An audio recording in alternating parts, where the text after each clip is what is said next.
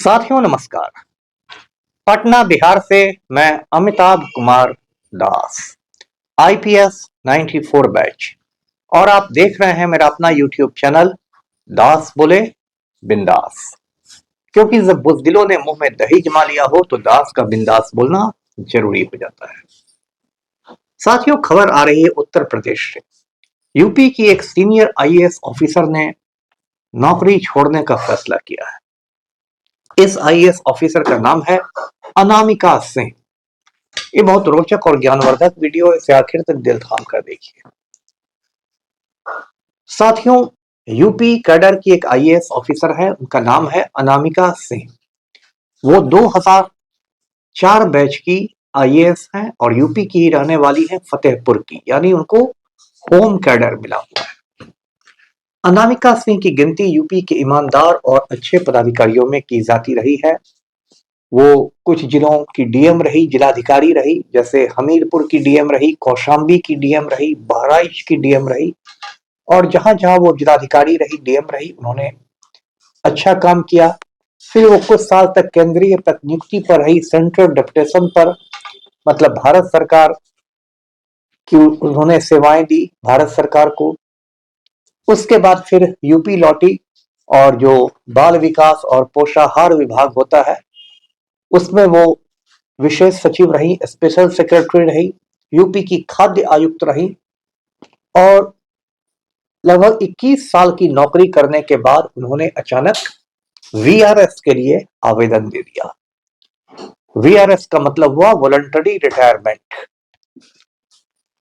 अब इस्तीफा और वॉलंटरी रिटायरमेंट का फर्क भी मैं आपको समझा देता हूं। देखिए, इस्तीफा यानी रेजिग्नेशन कोई कभी भी दे सकता है। मान लीजिए एक आदमी आज आईएएस बनता है और 6 महीने बाद भी वो इस्तीफा देने के लिए आजाद है, लेकिन इस्तीफा में क्या होता है कि उसको कोई सेवानिवृत्ति का लाभ नहीं मिलता है, कोई रिटायरमेंट बेनिफिट नहीं मिलता है। लेकिन वॉलंटरी रिटायरमेंट के लिए कम से कम आपको 20 साल की नौकरी करनी होगी, और 20 साल की नौकरी करने के बाद आप वॉलंटरी रिटायरमेंट ले सकते हैं, जिसे हिंदी में स्वैच्छिक सेवानिवृत्ति कहते हैं। और इसमें आपको सेवानिवृत्ति के लाभ मिलते हैं, रिटायरमेंट बेनिफिट्स मिलते हैं, पेंशन, ग्रेच्युटी वगैरह वगैरह। तो ये मूल फर्क है। नौकरी तो दोनों स्थितियों में छोड़ी जाती है, लेकिन इस्तीफा में आपको कोई रिटायरमेंट बेनिफिट्स नहीं मिलता, वॉलंटरी रिटायरमेंट में आपको रिटायरमेंट बेनिफिट्स मिलते हैं।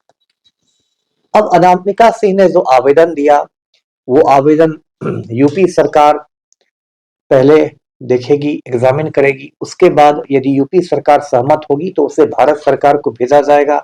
फिर भारत सरकार की सहमति के बाद उसको राष्ट्रपति को भेजा जाएगा, और राष्ट्रपति से मंजूरी मिलने के बाद ही वो वीआरएस इफेक्ट में आएगा, वो प्रभावी माना जाएगा। तो कुछ महीने मुझे लगता है इस सारे इसमें हो जाएंगे। अब चर्चा यह है कि अनामिका सिंह ने वीआरएस के लिए आवेदन क्यों दिया, वो आईएएस की नौकरी छोड़ना क्यों चाहती है। तो इसकी वजह बताई जा रही है। हालांकि उन्होंने अपने आवेदन में लिखा है कि मैं व्यक्तिगत कारणों से छोड़ रही हूँ, पर्सनल रीजन से, और उन्होंने कोई वजह नहीं बताई है। लेकिन चर्चा यह है कि वो बहुत दिनों से केंद्रीय प्रतिनियुक्ति पर जाना चाहती थी, सेंट्रल डेपुटेशन पर, लेकिन उसके लिए यूपी सरकार से उनको एनओसी चाहिए था, नो ऑब्जेक्शन सर्टिफिकेट, हिंदी में जिसको कहते हैं अनापत्ति प्रमाण पत्र। और एनओसी मिलने के बाद ही वो सेंट्रल डेपुटेशन पर यानी केंद्रीय प्रतिनियुक्ति पर जा सकती थी। लेकिन यूपी में तो अधेर नगरी, चौपट राजा के हालात हैं, ढोंगी आदित्यनाथ चीफ मिनिस्टर हैं, मुख्यमंत्री हैं। तो सरकार ने उनका जो आवेदन था अनामिका सिंह का, एनओसी लेने वाला आवेदन, उसको ठंडे बस्ते में डाल दिया था, और सरकार उस पर कोई एक्शन दे ही नहीं रही थी।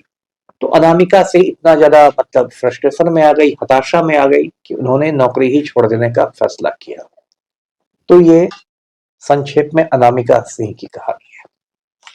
अब ये अनामिका सिंह कोई देश की पहली आईएएस या आईपीएस नहीं है जिन्होंने इस तरह से अचानक नौकरी छोड़ने का फैसला किया है। पहले के जमाने में ये जो सिविल सेवाएं होती है, यानी आईएएस, आईपीएस वगैरह को स्टील फ्रेम कहा जाता था, सरकार का इस्पात का ढांचा कहा जाता था, क्योंकि ये सेवाएं अंग्रेजों के जमाने में भी थी, उसमें इनका नाम अलग था। अंग्रेजों के जमाने में आईएएस को आईसीएस कहते थे, इंडियन सिविल सर्विस, और आईपीएस को आईपी कहते थे, इंपेरियल पुलिस। लेकिन ये सिविल सेवाएं अंग्रेजों के जमाने में भी थी, और उनको इस्पात का ढांचा कहा जाता था, स्टील फ्रेम, क्योंकि वो पूरे देश को एक ढांचा देती थी, पूरा देश को वो मजबूत करती थी। लेकिन उसके बाद, आजादी के बाद, धीरे धीरे धीरे इनका पतन शुरू हो गया, सिविल सेवाओं का पतन। बहुत सारी वजह हुई, और बाद में ऐसे हालात भी आ गए कि जो टीएन शेषन साहब थे, खुद बहुत मशहूर आईएएस थे, भारत के मुख्य निर्वाचन आयुक्त रहे, चीफ इलेक्शन कमिश्नर रहे, वो कहते थे कि सिविल सेवाएं स्टील फ्रेम से बैम्बू फ्रेम बन गई है। मतलब जो इस्पात का ढांचा थी वो अब बांस का ढांचा रह गई है, मतलब इतना कमजोर वो हो गई है। और जब से ये नालायक नरेंद्र मोदी भारत का प्रधानमंत्री बना है, हिंदुस्तान का वजीर आजम बना है, तब से तो बाढ़ आ गई है। आईएएस और आईपीएस को छोड़ छोड़ के लोग भाग रहे हैं, इस्तीफों की झड़ी लग गई। अब इसकी क्या वजह है? इसकी सबसे बड़ी वजह यह है कि मोदी सरकार में भ्रष्टाचार, मतलब आप कह सकते हैं, चरम पर पहुंच गया। थोड़ा बहुत भ्रष्टाचार तो हमेशा सिस्टम में रहा है, ऐसा नहीं कि आजादी के पहले सतयुग था या आजादी के बाद के सालों में सतयुग था और सब ईमानदार लोग ही थे। लेकिन 2014 के बाद, मतलब मोदी के प्राइम मिनिस्टर बनने के बाद, करप्शन का एक विस्फोट हो गया, और पूरी जो सरकार है, भारत सरकार और राज्यों की भी सरकार, वो बिल्कुल माफिया की तरह ऑपरेट करने लगी। पहले क्या होता था कि ज्यादातर लोग भ्रष्ट रहते थे, करप्ट रहते थे, अफसर भी कुछ ईमानदार रहते थे, लेकिन ईमानदार अफसरों की भी सिस्टम में जगह रहती थी। लेकिन मोदी के सरकार में आने के बाद क्या हुआ कि ईमानदारों अफसरों के लिए जो स्पेस था, जो जगह थी, वो बिल्कुल खत्म हो गई। और मोदी सरकार ने एक नई गुंडागर्दी शुरू की, जो बहुत लोगों को नहीं मालूम है, वो मैं बता देता हूं। उसको कहते हैं लेटरल एंट्री। लेटरल एंट्री का ये मतलब हुआ कि बिना यूपीएससी का इम्तिहान दिए हुए, बिना परीक्षा पास किए, आपको सीधे सीधे भारत सरकार ऊंचे पदों पर बैठा देगी, ऊंचे अफसर बना देगी। सोचिए कितना बड़ा घोटाला है। मतलब कोई आदमी जो मुश्किल से दस्तखत करना जानता हो और बहुत कम पढ़ा लिखा हो, यदि भारत सरकार उस पर मेहरबान हो जाए, चाहे पैसे देकर या जिस तरीके से, तो वो पिछले दरवाजे से सीधे ज्वाइंट सेक्रेटरी लेवल का ऑफिसर बन जाएगा, संयुक्त सचिव लेवल का। इसको नाम दिया गया लेटरल एंट्री का। और जैसा कि होता है, मोदी सरकार अपने सारे घोटालों को बहुत बड़ी बड़ी बातों में पैकेज कर देती है, छिपाती है। तो इसमें कहा गया कि हम प्राइवेट सेक्टर से भी प्रतिभाशाली लोगों को सरकारी सेवाओं में लाएंगे, और प्रतिभाशाली के नाम पर बैकडोर एंट्री शुरू हो गई, पिछले दरवाजे से ऑफिसर्स बनाए जाने लगे। ये एक गुल खिलाया गया। उसके बाद क्या हुआ कि चुन चुन के ईमानदार अफसरों को हटाया जाने लगा। मैंने कल के वीडियो में भी आपको बताया था किस तरह गुजरात में मिस्टर संजीव भट्ट आईपीएस को बर्खास्त कर दिया गया, उत्तर प्रदेश में मिस्टर अमिताभ ठाकुर आईपीएस को बर्खास्त कर दिया, समय से पहले रिटायर करा दिया गया, बिहार में मुझे समय से पहले रिटायर कर दिया गया। चुन चुन के ईमानदार अफसरों पर सरकार, मोदी सरकार सर्जिकल स्ट्राइक करने लगी। मिस्टर संजीव भट्ट को तो सिर्फ हटाया ही नहीं गया, उनको एक पुराने झूठे मामले में फंसाकर 30 साल के कैद की सजा दे दी गई है। वो 5-6 साल में से जेल में बंद है। इस देश में आसाराम बापू को जमानत मिल जाती है, राम रहीम पैरोल पर छूट जाता है, और संजीव भट्ट जैसा ईमानदार आईपीएस 5-6 साल से जेल में बंद है। अभी मिस्टर अमिताभ ठाकुर को जेल भेज दिया गया है उत्तर प्रदेश में। बिहार में लगातार जो चीफ मिनिस्टर है पलटू राम, वो और उसका गिरोह मेरी हत्या की साजिश रचते रहते हैं। मेरे खिलाफ झूठी शिकायतें करवाई जाती है थानों में। तो ये स्थिति पैदा हो गई है। तो इसमें इतना करप्ट सिस्टम में जो ईमानदार अधिकारी हैं, वो बहुत घुटन महसूस करते हैं। मैं एक और ऑफिसर को जानता हूं, बहुत करीब से आपको बताता हूं। एक आईपीएस थी मैडम ज्योति बेलूर। वो 93 बैच की आईपीएस थी, यानी कि 1 साल मुझसे सीनियर थी। लेकिन हम लोगों ने ट्रेनिंग साथ में की थी और हम लोग पास आउट साथ साथ हुए थे हैदराबाद में। ये जो मैडम ज्योति बेलूर थी, इनको यूपी कैडर मिला। और काफी ईमानदार थी, मैं उनको बहुत करीब से जानता हूँ, एक क्योंकि हम लोग कोर्स मेट थे, हम लोगों ने साथ में ट्रेनिंग की थी। इनको एक झूठे मामले में, कस्टोडियल डेथ और ये सब के झूठे मामले में फंसा दिया गया यूपी में। और ये स्थिति हो गई कि यदि वो यूपी में रहती तो उनको सीधे गिरफ्तार करके जेल में डाल दिया जाता, उनको 25 साल 30 साल की कैद हो सकती थी। तो मैडम ज्योति बेलूर हिंदुस्तान छोड़ के 2005 में भाग गई और वो पहुंच गई लंदन। और काफी पढ़ी लिखी वो थी, काफी ब्रिलियंट थी, बहुत अच्छा उनका एकेडमिक करियर था। तो लंदन के एक कॉलेज में वो अध्यापन कार्य करने लगी। उन्होंने ना कोई इस्तीफा दिया, ना वीआरएस लिया, सीधे वो निकल गई लंदन के लिए। अभी 2-3 साल पहले भारत सरकार ने उनको सेवाओं से हटाया है क्योंकि वो इतने सालों से एब्सेंट है, गैर मौजूद है। और ऐसे कितनों की बातें गिनाऊं। अभी देखिए पिछले 1-2 साल में बिहार में 2 सीनियर आईपीएस अफसरों ने इस्तीफा दे दिया। एक शिवदीप लांडे ने, जो 2006 बैच के आईपीएस थे, और एक काम्या मिश्रा ने, जो 2019 बैच की आईपीएस थी। शिवदीप लांडे महाराष्ट्र के रहने वाले हैं, बिहार में अच्छी छवि थी।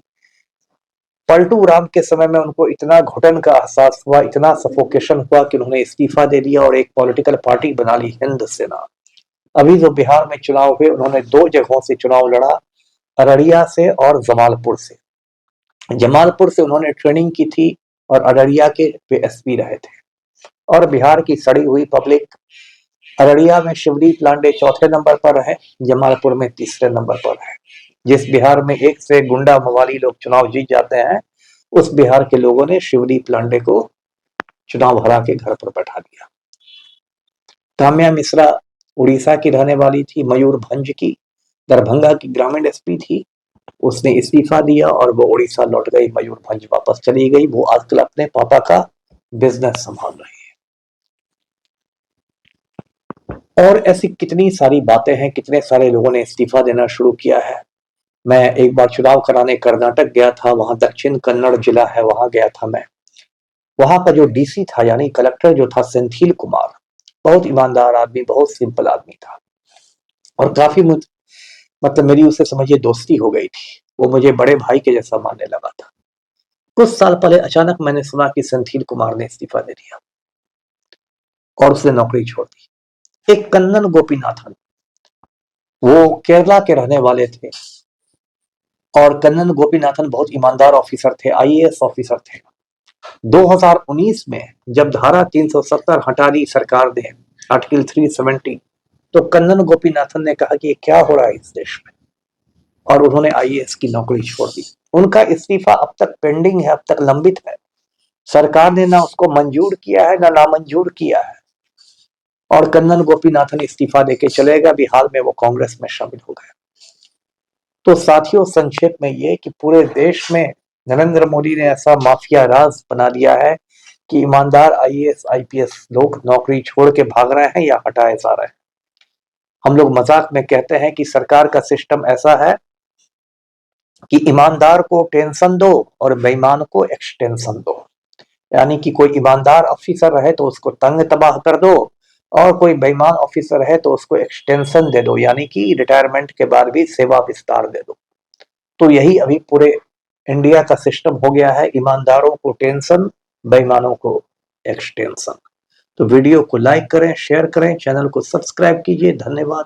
जय हिंद।